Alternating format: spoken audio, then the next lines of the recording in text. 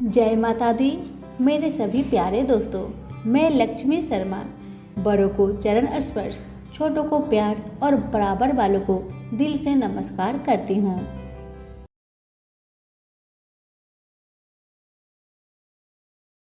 आज आप सुनेंगे चैत्र मास की सभी सोमवार की व्रत कथा। चैत्र मास के चारों सोमवार 30वां सोमवार कहलाता है। आइए सुनते हैं 30वां सोमवार की व्रत कथा क्या है। प्राचीन काल में एक भाट था और एक भाटिन। भाट बहुत गरीब था। उसका नाम था कुदरती। एक दिन भाटिन ने अपनी लड़की और दामाद को भोजन कराने की इच्छा प्रकट की। भाट प्रसन्न होकर कई गांवों से भिक्षा मांगकर खूब सामान इकट्ठा कर लाया। भाटिन ने बहुत बढ़िया भोजन बनाया। भोजन बनाकर वह हाथ पांव धोने के लिए बाहर गई। भाट ने घर में जाकर देखा तो वहाँ एक बड़ी और एक छोटी केवल 2 ही रोटियां थी। भाट भाटिन यह देखकर बहुत दुखी हुए। खैर, उन्होंने दामाद को बड़ी रोटी और लड़की को छोटी रोटी खिलाकर विदा किया। भाट उसी समय श्री जगदीश के दर्शन के लिए यात्रा पर चल पड़ा। भाट ने मार्ग में जाते हुए देखा कि बहुत से आदमी वृक्षों के पत्ते तोड़ तोड़ कर दोने पत्तल बना रहे हैं। लोगों से पूछने पर उसे मालूम हुआ कि राजा के महल में श्री जगदीश जी का भंडारा है।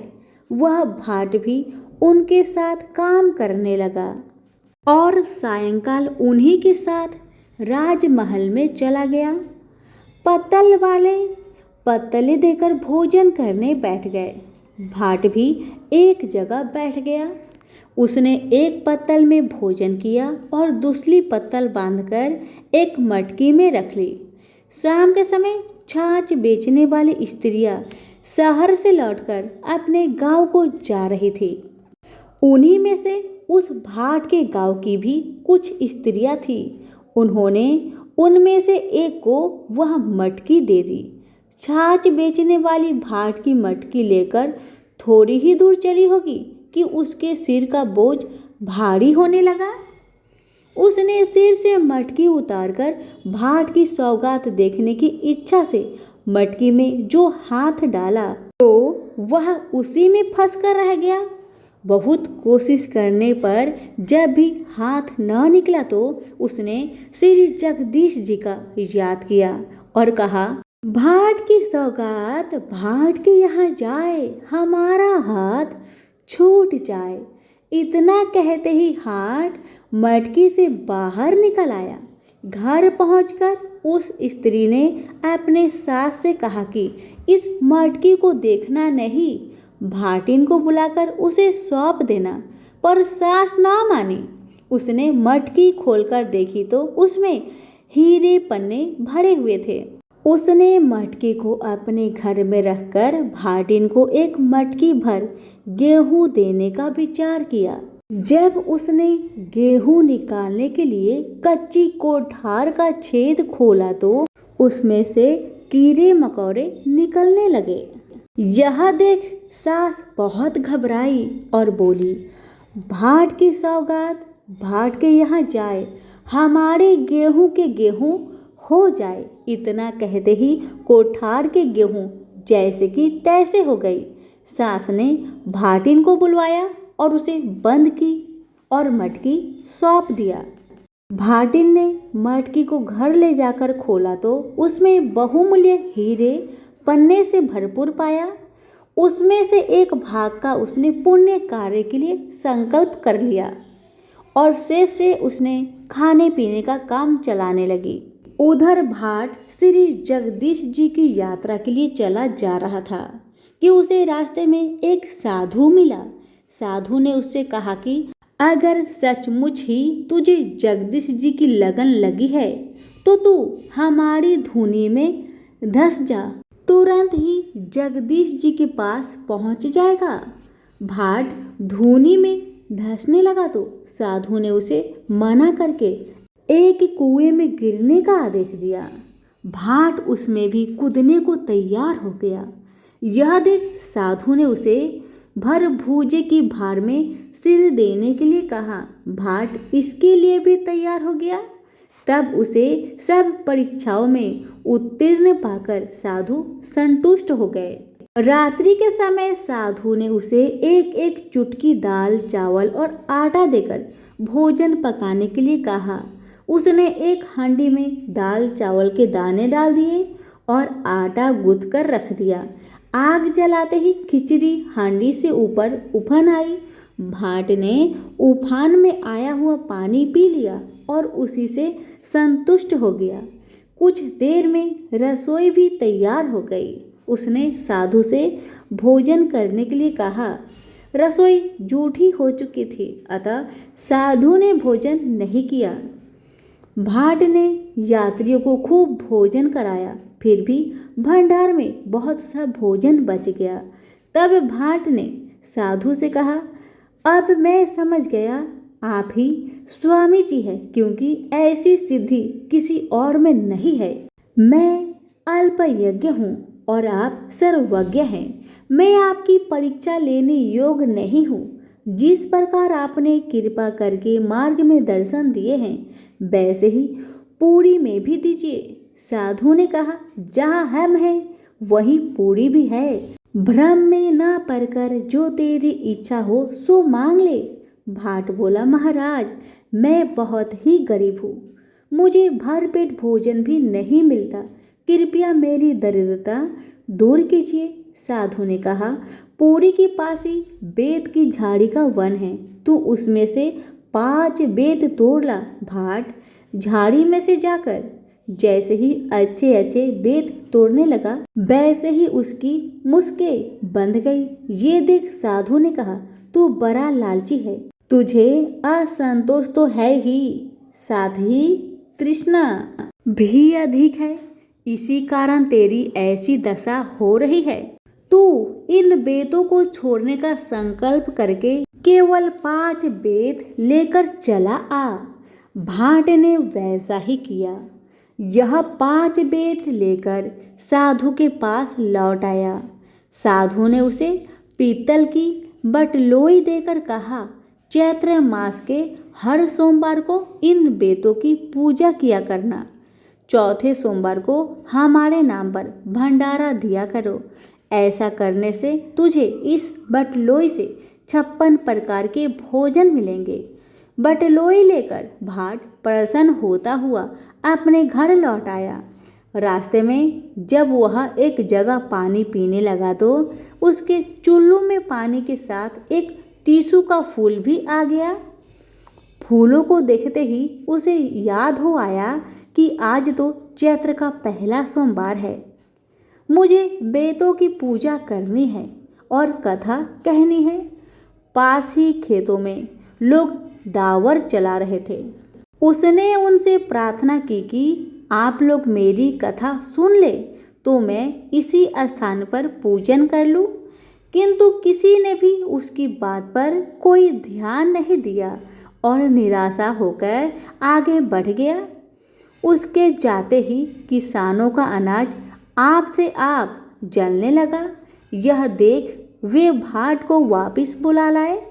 भाट ने लौटकर बेतों की पूजा की और साधु की कथा कही और फिर वह अपने घर की ओर चल दिया। दूसरे सोमवार को उसे एक स्थान पर भेड़ें चराते हुए गरलिया मिला। उसने उससे भी कथा सुनने की प्रार्थना की, पर गरलिये ने भी उसकी बात पर कोई ध्यान नहीं दिया। तभी उसकी भेड़ भी अचानक नजरों से ओझल हो गई। तब उसने भाट को बुलाकर कथा सुनी। कथा पूरी होते ही उसकी भेड़ दुगनी चौगनी होकर चरती दिखाई पड़ने लगी। भाट के 2 लड़कियां थीं। उनमें से एक बड़े अमीर घर की ब्याही थी और दूसरी उसी गांव के एक गरीब लड़के से। तीसरे सोमवार को भाट बड़ी लड़की के घर पहुंचा। उसने उससे कथा सुनने के लिए कहा, पर उसने उसकी बात पर कोई ध्यान नहीं दिया। तब वह वहां से चलकर अपनी गरीब लड़की के घर गया। गरीब लड़की अपने पिता से बहुत प्रीतिपूर्वक मिली। उसने अपने पिता की इच्छा अनुसार पूजा के लिए चौका लगा दिया। पिता श्रद्धापूर्वक पूजा करने लगा। उधर लड़की घर में से सन की आंटी लेकर बनिए के यहाँ से पूजा के लिए घी गुड़ ले आई। उसने उसी घी गुड़ से साधु के नाम का हवन करके प्रेम से कथा सुनी। इसके बाद उसने साधु की दी हुई बटलोई में बेत डालकर खटखटाया तो कच्चे पक्के 56 प्रकार के पदार्थों के ढेर लग गए। गांव के लोग प्रसाद लेने आए तो भाट ने उन्हें खूब पेट भर भोजन कराया। चलते समय भाट ने अपनी लड़की को श्री स्वामी जी का स्मरण ध्यान करने का आदेश दिया। लड़की वैसा ही करने लगी तो उसके घर में धन धान्य नित्य प्रति बढ़ने लगा। उधर बड़ी लड़की दामाद की सब संपत्ति नष्ट हो गई। वहां से चलकर भाट अपने गांव के निकट पहुंचा तो वहां उसे विशेष चमत्कार दिखाई दिया। गांव के बाहर नए नए बाग बगीचे मंदिर तालाब आदि देखकर वह बहुत चकित हुआ। जिस दिन वह अपने घर पहुंचा उस दिन सोमवार था। उसने गांव भर के लोगों को निमंत्रण दिया और बेतों की पूजा करके बतलोई में बेट खटखटाया तो 56 प्रकार के पदार्थ के ढेर लग गए। गांव के छोटे बड़े सभी लोग उसके यहाँ भोजन करने आए और भोजन करके आनंदित होते हुए चले गए। बाद में उसने राजा के यहाँ भी प्रसाद पहुँचाया। राजा को अपने नाई से पहले ही भाट की बतलोई की करामत का हाल मालूम हो चुका था। राजा ने यह बात मंत्रियों से कही और यह भी बताया कि किसी युक्ति से भाट के पास से वह कारामाती बटलोई ले जाए।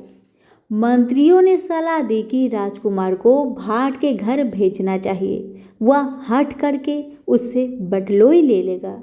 यदि वह राजकुमार को बटलोई ना दे तो बलपूर्वक उससे बटलोई छीन ली जाएगी। दूसरे दिन कुछ सेवकों के साथ राजकुमार भाट के घर आया। जब उसने भाट से बटलोई मांगी तो उसने प्रसन्नतापूर्वक बटलोई राजकुमार को दे दी। बटलोई पाकर राजा भी हर्ष से फूले ना समाया और उसने तमाम नगर को भोजन करने की न्योता दे दिया। किंतु जब बटलोई में बेट डालकर खटखटाया तो उसमें से कुछ भी ना निकला। भोजन के लिए आए हुए लोग भूखे बैठे थे। भंडार में भी अनाज नहीं था। राजा ने क्रोध होकर भाट को पकड़ने के लिए सिपाही भेजे, पर वह तो पहले ही रफू चक्कर हो चुका था।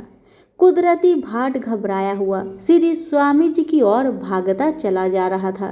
भाट जब जगदीशपुरी के निकट पहुंचा तो श्री स्वामी जी ने उसे पुनः साक्षात दर्शन दिए। उसने स्वामी जी को साष्टांग प्रणाम कर बटलोई की घटना उन्हें सुना दी और अपने बड़े दामाद का समाचार भी बता दिया। स्वामी जी ने कहा कि घर लौटकर राजा रानी से अपनी बटलोई ले लो और अपने दामाद को कहानी सुना दो। जब वह घर पहुंचा तो राजा ने उसे बुलाकर उसका 12 आदर सत्कार किया और उसकी बटलोई उसे लौटा दी। उसने पुनः स्वामी जी की पूजा करके अपनी लड़की और दामाद को बुलाकर कथा सुनाई। इससे उनकी संपत्ति पहले की तरह ही हो गई। इस प्रकार कुदरती भाट की यात्रा के समय से ही तीसवा सोमवार की पूजा का प्रचलन हुआ। टीसू के फूल से सर्वप्रथम पूजन भी तभी से आरंभ हुआ है और इसलिए यह तीसवा सोमवार कहलाता है। प्रेम से बोलिए जगदीश भगवान की जय हो। इस कथा को चैत्र मास के सभी सोमवार के दिन अवश्य सुने। भगवान आपकी दुख तकलीफ की हरण अवश्य करेंगे। हे जगदीश महाराज, जैसे आपने भाट पर अपनी कृपा बरसाई वैसे ही आपकी कहानी कहने वाले सुनने वाले हुक्कारे भरने वाले सभी पर अपनी कृपा बनाए रखे। फिर बोले जगदीश भगवान की जय हो। इस कथा को दूसरों के पास भी अवश्य शेयर करें। धन्यवाद।